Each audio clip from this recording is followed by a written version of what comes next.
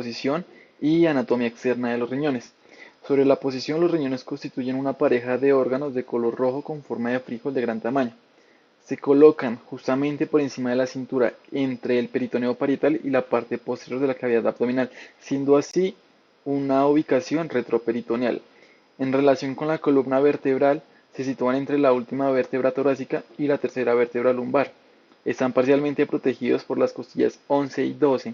El riñón izquierdo suele estar un poco más por debajo que el derecho, debido a que este último es presionado hacia arriba por el hígado.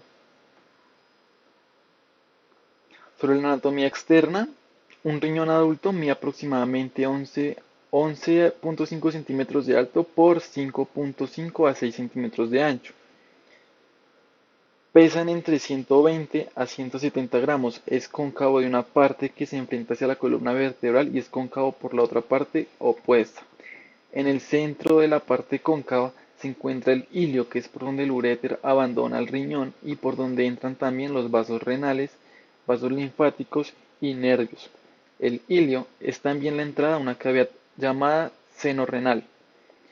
Cada riñón se compone de 3 capas de tejido: una cápsula renal, que es una membrana transparente, fibrosa y continua, con la capa externa del uréter, que sirve para aislar al riñón de posibles infecciones; una grasa perirenal o cápsula adiposa, que es una capa de grasa de un grosor variable que protegen de golpes y traumas y que también dan sostén en la cavidad abdominal al riñón.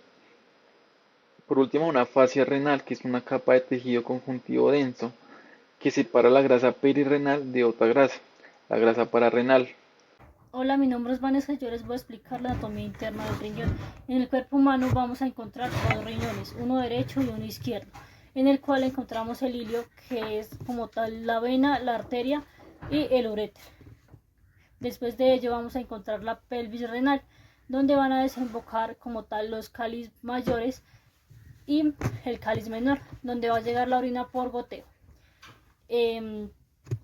También vamos a encontrar como tal la médula renal, la corteza renal y las columnas renales. La unidad funcional del riñón es la nefrona, la cual es encargada de dos procesos, que es como tal la reabsorción y la eliminación. La eliminación se va a dar por medio de la orina y la reabsorción, como su nombre lo dice, es como tal que el cuerpo retoma nuevamente sustancias que necesita, como las proteínas y la glucosa. Son dos órganos en forma de frijol y se encargan de filtrar alrededor de 190 litros de sangre por día, con el fin de depurar los desechos metabólicos de la misma. Asimismo, participa en el control electrolítico y del ácido base en el organismo, y también se encarga de segregar enzimas como la renina, el calcitriol y la eritropoyetina. Dentro de sus funciones primordiales está la producción de la orina y conducirla hacia la vejiga a través de los uréteres. Los riñones eliminan los desechos de la sangre y el exceso de agua en forma de orina y ayudan a mantener el equilibrio de sustancias químicas como por ejemplo el sodio, potasio y calcio en el cuerpo. Importancia de realizar un examen físico renal. Debemos tener en cuenta que para realizar el examen físico renal también debemos hacer el examen físico general al paciente. No debemos descartar algún otro tipo de patología. Posteriormente nos enfocaremos en la región lumbar, siguiendo la vía urinaria. Exploración general, riñones, examen de vía urinaria y vejiga. También es de vital importancia tener en cuenta la historia clínica del paciente. Bueno, para iniciar nuestro examen físico renal tenemos que observar la cara de nuestro paciente, que hacia los lados de los pómulos no tenga un síntoma que se llama facies terraces. Esto quiere decir que en la cara se nos presentan unas manchas de color tierra o un poco café. Y también tenemos que mirar los párpados, que no tenga un síntoma que se llama edema palpebral. Eso quiere decir que los párpados están inflamados o llenos de líquido. También tenemos que mirar que la cara de la paciente sea con su simetría facial normal y que no sea más redondeada. También en los miembros inferiores tenemos que observar que no haya ninguna edema en miembros inferiores. Eso lo podemos hacer presionando el pie de nuestro paciente y no tiene que quedar ninguna fobia. Gracias. La parte de palpación se tiene que hacer de manera bimanual, tratando de palpar el borde inferior del riñón y si palpamos toda la silueta, estamos hablando de una hidronefrosis. Para la palpación tenemos dos maniobras. La maniobra de Gullón, que básicamente se basa en poner una mano en la parte posterior de nuestro paciente y una mano en la parte anterior de nuestro paciente. La mano en la parte posterior hará una presión hacia arriba tratando de subir el riñón para poder palparlo en la parte anterior. Y la maniobra de Glenn, que básicamente es lo mismo, solo que el movimiento de la parte anterior se hará en forma de pelotero. En la palpación haremos la técnica del pellizco, que básicamente es que si el dolor se ubica en el plano profundo de la espalda, sí tiene que ver con problemas del riñón, y si no, de nervios que inervan la piel.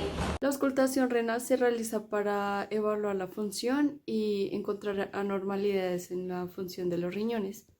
Se puede detectar soplos renales, que son sonidos anormales que pueden indicar un flujo sanguíneo turbulento.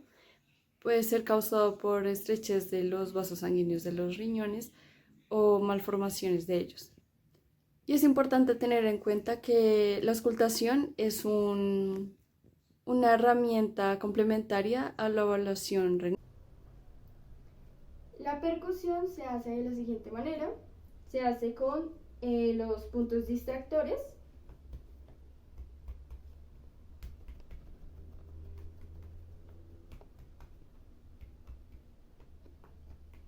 Y si el paciente presenta dolor por esta zona, podemos determinar que tiene algún problema en los riñones.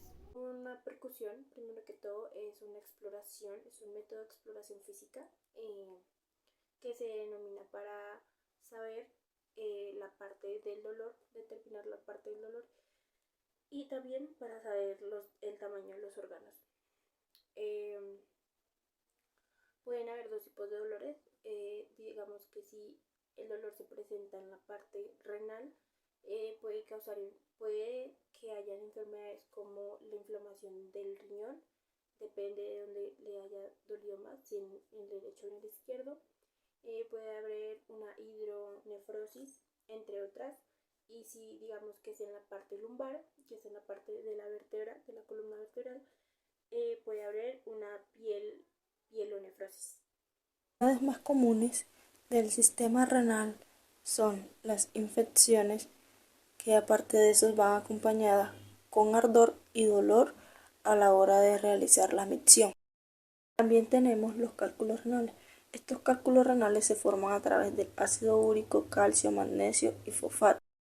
Cuando estos cálculos renales son muy grandes, se degradan por un proceso de ultrasonido llamado litroticia. También tenemos la cistitis, que es una inflamación de la vejiga, lo cual es causada por una infección bacteriana. Esta infección causa con más frecuencia las ganas de orinar, acompañadas con ardor y dolor. También está la gota, lo que se conoce como una condición de altas concentraciones de ácido úrico en el plasma. Esto se produce cuando los riñones producen demasiado ácido úrico y excretan poco. La insuficiencia renal es un daño severo de las nefronas, lo que permite que no se lleve a cabo la función renal normal. Las insuficiencias renales son tratadas por un procedimiento llamado hemodiálisis. Dentro de estas también se conoce la hematuria, que es la presencia de sangre en la orina por el aumento de glóbulos rojos. La poliuria es la cantidad excesiva de orina. Esto se puede dar gracias a la diabetes mellitus o insípida. También está la disuria, que es la dificultad al orinar gracias a las infecciones o al estrechamiento de la uretra, causando dolor y ardor al momento de la micción.